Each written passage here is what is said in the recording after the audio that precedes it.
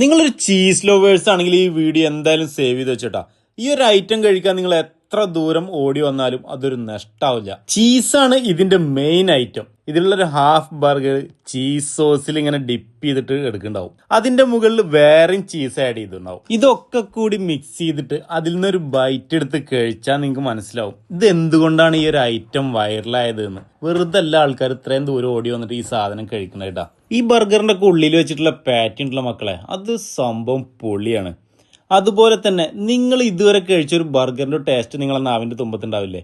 പക്ഷെ ഇതിന്റെ മുന്നിൽ അല്ലെങ്കിൽ ഇതിന്റെ 7 അയലത്ത് വരുന്ന ഐറ്റംസ് അല്ലാതെ ഒന്നും. ശരിക്കും 4 ആൾക്ക് കഴിക്കാനുള്ള ഐറ്റം ഉണ്ടെങ്കിലും ഞങ്ങൾ 2 ആളാണ് ഈ ഒരു ഐറ്റം തീർത്തത്. ചീസ് ലവേഴ്സ് ആണ് നിങ്ങളെങ്കിൽ ഇത് നല്ലൊരു ഓപ്ഷൻ തന്നെയാണ്. നിങ്ങൾ എന്തായാലും ട്രൈ ചെയ്ത് നോക്കണം. ഇവിടെ വേറെയും ഒരുപാട് തരം ബർഗേഴ്സ് ഉണ്ട് കേട്ടോ.